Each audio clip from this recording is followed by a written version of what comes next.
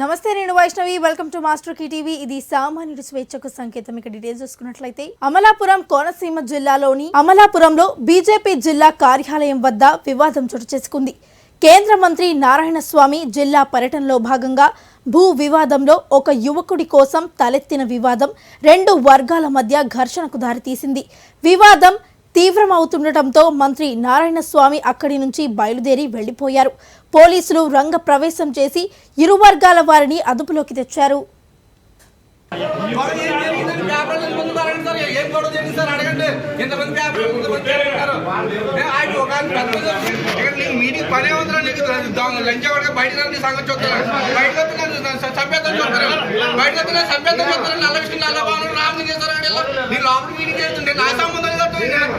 BJP మన సిద్ధాంతం గురించి బట్టి ఎవరైనా వస్తారు దానికి నా సంగతి లేదంటారు సార్ ఎవరైతే బయట సంగతి చెప్తారండి చూడండి బీజేపీ పార్టీ మీటింగ్ వస్తే దౌర్జన్యం చూడండి ఇక్కడ ఉన్న నాయకులు నల్లబాబు రెడ్డి నేను ఏదో పార్టీని ఏమి విమర్శించబోదు సార్ విమర్శించారండి వాళ్ళ పెద్దలతో దౌర్జన్యం చూడండి సార్ అవును సార్ నేను న్యూస్ చేశాను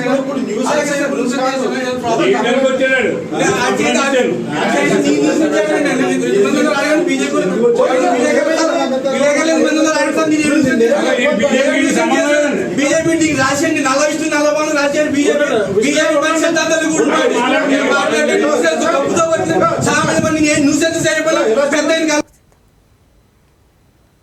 ఏలూరు జిల్లా చింతలపూడి నియోజకవర్గంలో ఇండిపెండెంట్ అభ్యర్థిగా పోటీ చేసేందుకు సిద్ధంగా ఉన్నానని వెంప దుర్గారావు తెలిపారు ఏలూరులోని ప్రభుత్వ అతిథి గృహంలో ఆయన మాట్లాడారు చింతలపూడి నియోజకవర్గంలో ఎంతమంది ఎమ్మెల్యేలు పనిచేసినప్పటికీ చింతలపూడి అభివృద్ధికి నోచుకోలేదని వారు విమర్శించారు తనకు రాజకీయ అనుభవం ఉందని ఒక ఎమ్మెల్యే వద్ద పీఏగా పనిచేశానని నియోజకవర్గ సమస్యలు కులాంకుషంగా తెలుసని వారు పేర్కొన్నారు చుట్టుపక్కల ఉన్న జంగారెడ్డిగూడెం కానీ సత్యవతి కానీ ఈరోజు మున్సిపాలిటీలు అయ్యి అభివృద్ధి పదంలో నడుస్తున్నాయి అందుకు అనుగుణంగా నియోజకవర్గ అభివృద్ధి చెందాలని చెప్పి నియోజకవర్గంలో ఉన్న 4 మండలాలు జంగారెడ్డిగూడెం చింతలపూడి లింగపాలెం కామరకోట 4 మండలాలను అభివృద్ధి చేసి రోడ్లు విద్య వైద్యము ఉపాధి జరిగి ఆ నియోజకవర్గంలో అభివృద్ధి కోసం మాత్రమే నేను ఇక్కడికి రావడం జరిగింది చింతలపూడి ముఖ్యంగా మాలలు మాదిగలు బీసీలు ఎక్కువగా ఉన్న నియోజకవర్గము ఇంచుమించుగా 2,71,000 ఓట్లలో అధిక సంఖ్యలో మాలలు మాదిగలు మరియు బీసీ కులాలకు చెందిన వారు అత్యధిక సంఖ్యలో ఉన్నారు ఏ రకంగా విన్ అవుదాం అన్ని దాయాదులు పోటీ పడినా నా నియోజకవర్గం అభివృద్ధి కాలేదు కాబట్టే నేను ఇండిపెండెంట్గా రావడం జరిగింది నేను ఇండిపెండెంట్గా ఎందుకు రావడం జరిగింది ఏంటంటే నియోజకవర్గంలో నేను గత 6 ఏళ్ళుగా రాజకీయంలో ఉన్నాను ఈ ఊర్లో ఏ సమస్య ఉన్నదని నాకు తెలుసు అది నీళ్ల సమస్య ఎవరండి విద్య సమస్య ఎవరండి ఉద్యోగ అవకాశాల సమస్య ఎవరండి రోడ్ల సమస్య ప్రతి సమస్య నాకు తెలుసు నియోజకవర్గంలో తిరగటం చేశాను ప్రతి ఊర్లో ప్రతి గ్రామంలో నాకు సమస్య తెలుసు కాబట్టి నేను ఇండిపెండెంట్గా రావడం గెలగాలని ఏమైతే గుర్తించారు మీరు మేము ఈ కాన్స్టిట్యున్సీకి ఇది చేస్తామని చెప్పేసి ఏమైనా ఉంది నేను ఎవరిని దూషించి మాట్లాడటం లేదండి వైసీపీ దుర్మార్గాలకు ప్రజా కోర్టులో శిక్ష పడే సమయం ఆసన్నమైనదని ఏలూరు నియోజకవర్గంలో టీడీపీ నగర ఇన్ఛార్జ్ బడేటి చంటి అన్నారు ఏలూరు జిల్లా డివిజన్లో జరిగే పాదయాత్ర విజయవంతంగా కొనసాగుతుందని తెలియజేశారు ఈ సందర్భంగా నగరంలో పలువురు వైఎస్ఆర్సీపీకి చెందిన కార్యకర్తలు టీడీపీలో చేరారు అనంతరం ఆయన మాట్లాడుతూ రాష్ట్ర అభివృద్ధిని ఆకాంక్షించే ప్రతి ఒక్కరూ టీడీపీలో కలిసి పనిచేయాలని వారు పేర్కొన్నారు నా నెంబర్ అనేది కట్టడం అనేది జరగదు తప్పనిసరిగా ఎప్పుడు ఎవరు ఫోన్ చేసినా సరే మేము అందుబాటులోనే ఉంటాం అనేది మీ అందరికీ కూడా తెలియజేయవలసిన బాధ్యత ఉంది 2019 ఎలక్షన్లో ఏదో ఒక పొరపాటు జరిగింది అందరికీ అనేక భ్రమలు ఉన్నాయి బుజ్జి గారు ఆయన మీద అభిమానం లేక ఓడిపోలా ఈ ప్రభుత్వం అందరికీ చేయలేకపోవచ్చు కొంతమందికి న్యాయం చేయలేని పరిస్థితుల్లో కొంతమంది కొత్త ప్రభుత్వం పట్ల ఏదైతే రేపొద్దున మనకు పర్వన్నం పెట్టేస్తుందిలే ఏదో రకంగా ఉద్దేశంతో కొంతమంది ఎవరు చెప్పినా సరే మాకు అయ్యి వస్తున్నాయి ఇవి వస్తున్నాయి అనే చేసేసరికి చాలామంది వేశారు వాళ్ళు వేసిన తర్వాత వాళ్ళందరికీ కూడా తెలిసింది పర్వన్నం కాదు కదా పాచన్నం కూడా పెట్టలేదు వాళ్ళు ఎవరికి కూడా మీరు అందరూ తెలుసుకోండి పెట్టాడా మీకేం పెడుతున్నాడో 13,000 15,000 18,000 ఇచ్చే దాంట్లో నుంచి మన దగ్గర నుంచి లక్షల గుంజేస్తూ మనకేం పెడుతున్నాడని మీ అందరూ కూడా తెలుసుకున్నారు ఇవాళ ఇవాళ ఈ ప్రభుత్వం చేస్తుంది ఏంటి అనేది మీ అందరికీ తెలిసింది. ఎవరైనా ఒక్కళ్ళైనా ఆనందంగా ఉన్నారా చెప్పండి? ఉన్నారా? ఎవ్వరూ లేరు. పైగా మీరందరూ కూడా కష్టపడి పనిచేస్తే మీ మగవాళ్ళందరూ కూడా రాత్రి అయ్యేసరికి ఎంతో కొంత కొద్దిగా మందు వేసుకోవడానికి అలవాటు పడిన వాళ్ళే. అసలు ఆ మందుకి ఏదైనా ఒక పేరుందా చెప్పండి? ఇవాళ వెళ్ళిన కాయ రేపు ఉండదు. ఎర్రకాయ, పచ్చకాయ, నీలంకాయ ఇమ్మని అడుగుతారు. అంతేనా? అది తాగిన తర్వాత మీ ఆరోగ్యాలు పోయినాయి, మీ మైండ్ పోయింది. అసలు భార్యలు ఎవరో కూడా మర్చిపోయే పరిస్థితుల్లో వీళ్ళు ఉన్నారమ్మా. ఈ మందు తాగిన తర్వాత ఆ భార్యను కూడా మర్చిపోయే పరిస్థితుల్లో వీళ్ళు ఉన్నారు. మరి వీళ్ళందరూ కూడా మరి ఈ ప్రభుత్వం ఏంటంటే మనుషులను ఆ విధంగా తయారు చేసే పరిస్థితికి తీసుకొచ్చింది. అలాగే మందు దొరకకపోతే నిరుపేదలకు, వృద్ధులకు, దివ్యాంగులకు సేవా కార్యక్రమాలు చేయడం వల్ల ఆత్మ సంతృప్తి కలుగుతుందని విజయ వృద్ధుల సేవా కేంద్ర దాతలు మాదల బాబురావు, ఆయన చెల్లెలు ఆలపాటి విజయలక్ష్మి అన్నారు. ఏలూరు జిల్లా నగరంలో 50 మందికి పైగా ఆశ్రయం పొందుతున్న వృద్ధులకు భోజన సదుపాయాలను ఏర్పాటు చేశారు. ఈ సందర్భంగా వారు మాట్లాడుతూ తమకు ఉన్న దాంట్లోనే 10 మందికి సాయం చేసేందుకు ఎప్పుడూ సిద్ధంగా ఉంటామని వారు తెలియజేశారు. ఆ సంవత్సరం రోజున పోయిన రోజున ఇక్కడ ఈ వృద్ధులకి భోజనాలు, కొంతమందికి ఏమైనా బట్టలు అటువంటి ఇష్టం జరుగుతుంది. ఈ విధంగా చేసి మేము వాళ్ళ పేరు మీద తృప్తిగా చేస్తాం ఇప్పటి వరకు. అతనికి కూడా అట్లాగే ఇస్తాము. ఈ సంవత్సరం మా అమ్మగారి పేరు మీద కూడా ఇవ్వదలుచుకుని ఈ రోజున ఇక్కడ భాగ్యం అనుకోవాలి చేసేవాళ్ళకి. కానీ ఎప్పుడో ఒకరోజు అమ్మగారి పేరు మీద ఇలా వచ్చి పెట్టడం, ఈ రోజు ఒక్కరోజే మనం ఇలా ఇస్తున్నామా, ఇంకా పాపం ఏదైనా చేయగలిగితే చేస్తే బాగుంటుందేమోనని నా అభిలాష అన్నమాట. మా అమ్మగారు ఎంతో మాకు ఉన్నతమైన తీర్చిదిద్దారు కాబట్టి ఈరోజు అమ్మగారి జ్ఞాపకార్థం. కడప జిల్లా బద్వేల్లో వైసీపీ పార్టీలో భగ్గుమన్న వర్గ విభేదాలు. కాశీనాయన మండల వైఎస్ఆర్సీపీ కన్వీనర్ నల్లేరు విశ్వనాథరెడ్డి పాత్రికేయుల సమావేశాన్ని నిర్వహించారు. ఈ సందర్భంగా ఆయన మాట్లాడుతూ బద్వేల్ నియోజకవర్గంలో ఎమ్మెల్సీ డీసీ గోవిందరెడ్డి తన వైఖరి మార్చుకోకపోవడం వల్లే రాబోయే ఎన్నికలలో బద్వేల్ వైసీపీ ఎమ్మెల్యే అభ్యర్థి డాక్టర్ దాసరి సుధను బలపరచామని అన్నారు. అందరికీ అమోఘ్యమైన ఎమ్మెల్యే అభ్యర్థిని, బద్వేల్లో ఎమ్మెల్యే అభ్యర్థిని అధిష్టానం ప్రకటించాలని వారు కోరారు. గత 14 సంవత్సరాల నుండి ఎమ్మెల్సీ గోవిందరెడ్డి గారి నిర్వాహకంతో మేము రాజకీయంగా, ఆర్థికంగా, సామాజికంగా చెప్పలేనంత ఇబ్బందులు ఇప్పటికి కూడా పడుతూనే ఉన్నాం. మరీ ముఖ్యంగా డాక్టర్ సుధా మేడం గారు ఎమ్మెల్యే అయిన తర్వాత మాకు మా కార్యకర్తలకు బాధలు మరింత పెరిగాయి. కారణం ఆమె ఎమ్మెల్సీ గారి మాటకే కట్టుబడుతూ మమ్మల్ని ఎంత మాత్రం పరిలోకి తీసుకోకపోవడం. 2024లో జరగబోయే ఎన్నికల్లో అయినా అందరికీ ఆమోదయోగ్యమైన ఎమ్మెల్యే టికెట్ ఇచ్చి కార్యకర్తలు, నాయకులకు న్యాయం చేస్తారని ఆశిస్తున్నాం. ఇప్పటికి కూడా ఈ నెల 2వ తేదీన కాశీనాయన మండలంలో జరిగిన లిఫ్ట్ ఇరిగేషన్ భూమి పూజ కార్యక్రమంలో భాగంగా మాకు ఎటువంటి సమాచారం లేకపోవడంతో మేము ఈ కార్యక్రమాలకు వెళ్ళనందుకు గౌరవనీయులైన కడప ఎంపీ గారు వైఎస్ అవినాష్ రెడ్డి గారు మా నివాసంలోకి రావడం జరిగింది. ఈ సందర్భంగా మన ఎంపీ గారు మాట్లాడుతూ భవిష్యత్తులో జరిగే కీలకమైన విషయాల యందు అనగా బద్వేల్ తాలూకా ఎమ్మెల్యే టికెట్ అభ్యర్థి విషయంలో సందర్భం ఉన్నందుకు ఖచ్చితంగా మీ అభిప్రాయాలను పరిగణలోకి తీసుకుంటామని, మీ అందరి సమ్మతితో ముందుకు వెళ్తామని చెప్పడం కూడా జరిగింది. భాగంగా ఈ నెల 17వ తేదీన రాష్ట్ర పెద్దలు సజ్జల రామకృష్ణారెడ్డి గారు, మన ఎంపీ అవినాష్ రెడ్డి గారు మమ్మల్ని మరియు ఎమ్మెల్సీ గారిని పిలిచి మాట్లాడడం జరిగింది. ఈ నంద్యాల జిల్లా ఆత్మకూరు మండలం నల్లకాల్వలో శివస్వాములు రోడ్డుపై బైఠాయించి ధర్నా నిర్వహించారు. రుద్రకోడూరు గుడికి వెళ్లేందుకు ఒక్కొక్క శివస్వామికి టికెట్టు 200 రూపాయలని ఫారెస్ట్ అధికారులు నిర్ణయించడంతో ఫారెస్ట్ అధికారులపై ఆగ్రహం వ్యక్తం చేశారు. గుడికి వెళ్లేందుకు 200 వసూలు చేస్తున్నట్లు ఎటువంటి సమాచారం అందజేయలేదని శివస్వాములు తెలియజేశారు.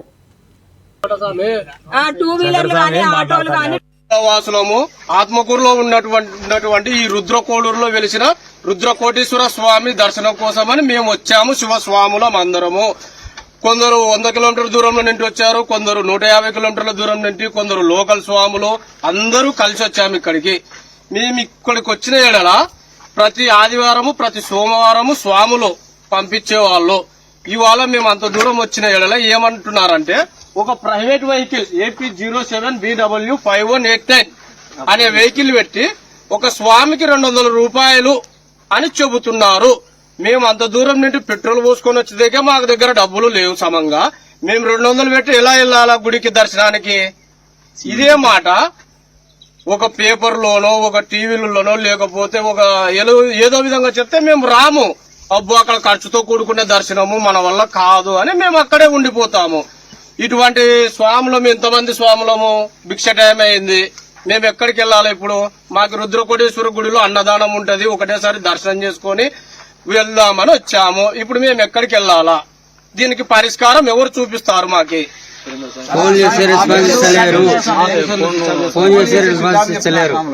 ఎవరు మాకి సరైన సమాధానం ఇవ్వడం లేదు, మా కొరకు స్పందించడం లేదు. డిఎఫ్ గారు స్విచ్ ఆఫ్ చేశారు, ఫోన్ ఎత్తట్లేదు. మా స్వాములందరము దీనికి పరిష్కారం ఎవరు చూపిస్తారు? చెప్పండి స్వామి.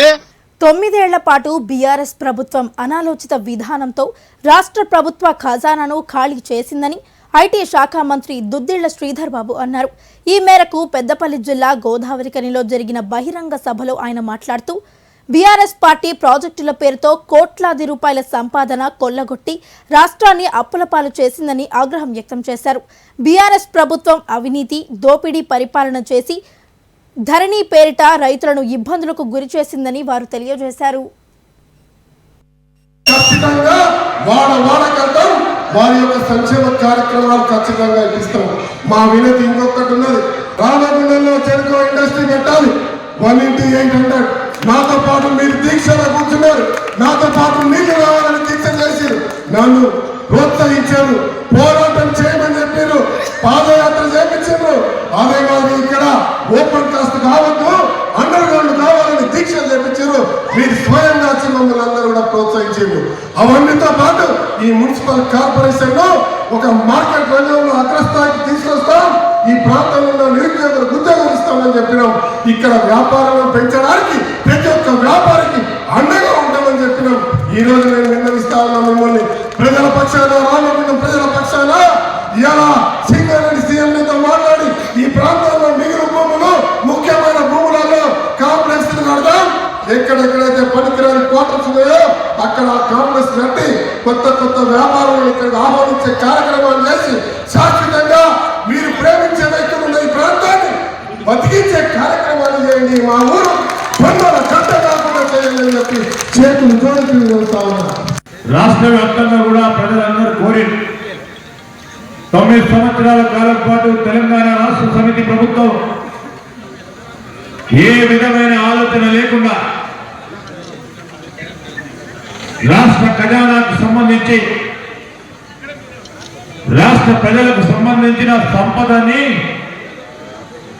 అనాలోచితంగా ఒక 2-3 ప్రాజెక్టులపై ఖర్చు పెట్టి ప్రజల సొమ్మును దుర్వినియోగం చేయడం జరిగింది కనుక దాదాపు 7 లక్షల కోట్ల రూపాయలు ఈరోజు అప్పుల భారమై రాష్ట్ర ప్రజలపై భారం పడిన రాష్ట్ర ప్రజలు తెలంగాణ రాష్ట్రం ఆశించిన మేరకు ఆ మార్పు చూడలేదు.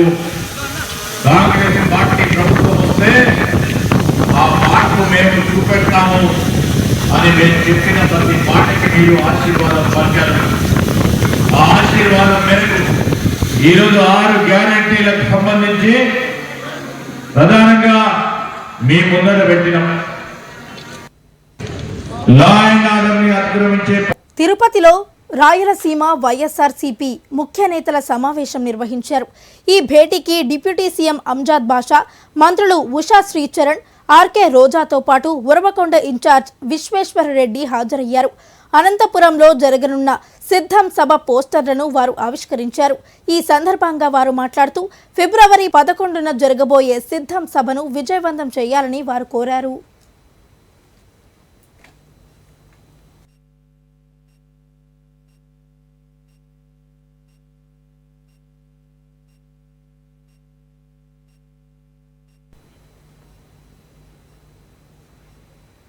ఎమ్మెల్యే కోనేటి ఆదిమూలం మాటలపై భీమ్ ఆర్మీ వ్యవస్థాపకుడు పులి శ్రీకాంత్ మండిపడ్డారు.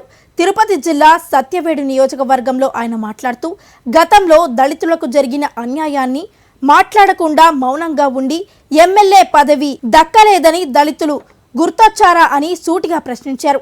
ఇప్పటికైనా దళిత ఎమ్మెల్యేలంతా ఏకమై దశల పక్షాన నిలబడాలని వారు కోరారు. మాట్లాడగలిగినారా? లేదా ఎస్సీ కుటుంబాల మీద దాడి జరిగినప్పుడు మీరు ఏమైనా మాట్లాడగలిగినారా? లేదా ఎస్సీలు కొన్ని కారణాల వల్ల చంపేయబడితే మీరు ఏమైనా మాట్లాడగలిగినారా? అంతేందుకు అనంతబాబు ఒక డ్రైవర్ను చంపేసి ఎస్సీని డోర్ డెలివరీ చేసినప్పుడు మీరు ఏమైనా మాట్లాడగలిగినారా?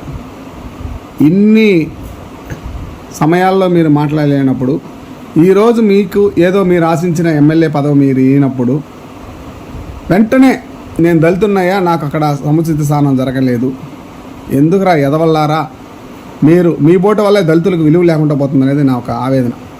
తితిదే అటవీ కార్మికులకు మద్దతుగా ఆమరణ నిరాహార దీక్షకు దిగిన కార్మిక నేతలను పోలీసులు అరెస్టు చేశారు. దీక్షా శిబిరం వద్దకు చేరుకున్న పోలీసులను అటవీ కార్మికులు దీక్షా శిబిరంలోని నేతలు ప్రతిఘటించిన భగ్నం చేశారు. వైద్య చికిత్సల నిమిత్తం రుయా ఆసుపత్రికి తరలించారు. వారి ఆరోగ్యం క్షీణించినట్లు వైద్యులు ప్రకటించడంతో అలిపిరి సిఐ అబ్బన్న ఆధ్వర్యంలో పోలీసులు శిబిరం వద్దకు చేరుకొని దీక్ష విరమింపజేశారు.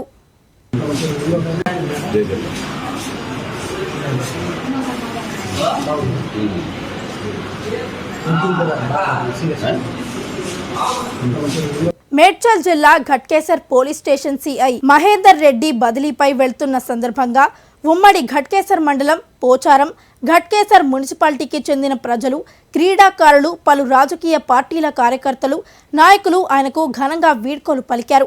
ప్రజలు స్వచ్ఛందంగా ముందుకు వచ్చి బ్యాండు బాజాలతో సిఐ మహేందర్ రెడ్డిని పూలదండలు, శాలువాలతో సత్కరించి ఊరేగింపు చేశారు. ప్రజలు కన్నీరు మున్నీరుగా విలపిస్తూ తీవ్ర భావోద్వేగానికి గురయ్యారు.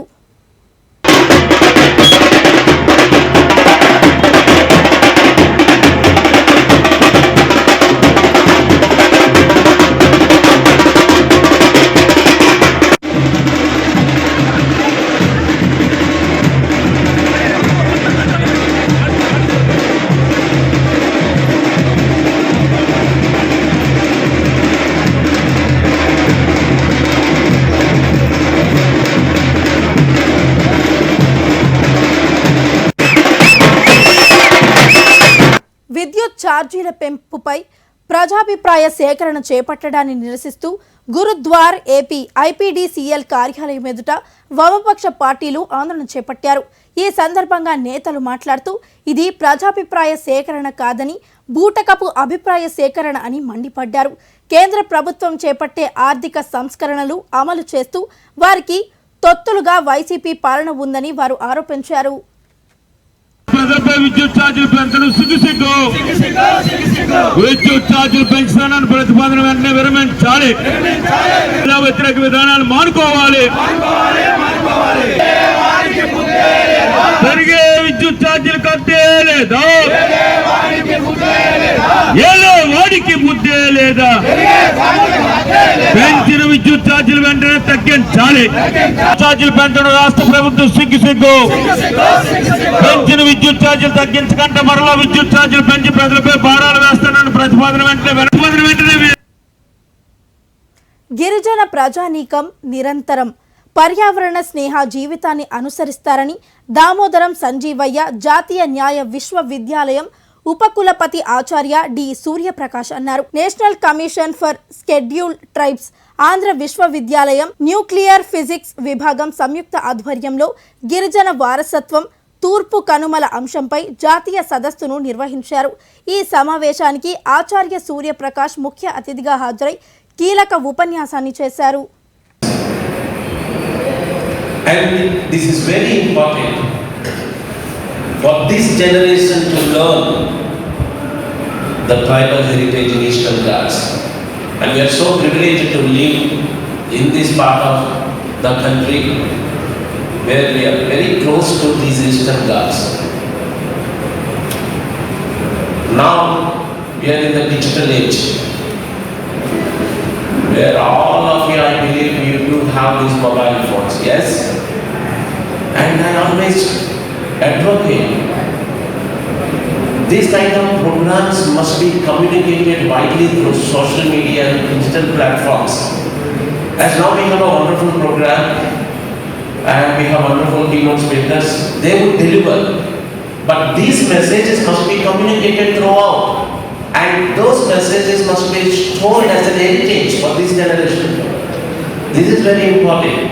In fact, these communication technologies, sometimes I often say, and he removed from our mindset. The reason is, writing society has given so much to this modern society, and there is so much to learn from tribals. I quote certain things to justify the statement. Suppose you take morality. Now it has become fashion to talk about morality, mutual bending love, peaceful coexistence.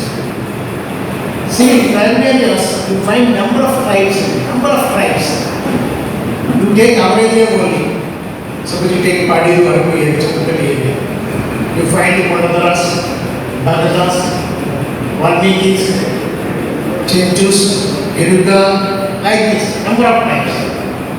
Each tribe has got its own language. Each tribe has got its own customs, own belief systems. But interestingly, in spite of all these things, there is no passion, no fight, nothing, because they have. ఇక ఇవి ఈ bulletin updates. మరిన్ని updates తో మళ్ళీ కలుద్దాం. Until then keep watching master key TV. ఇది సామాన్యుడి స్వేచ్ఛకు సంకేతం.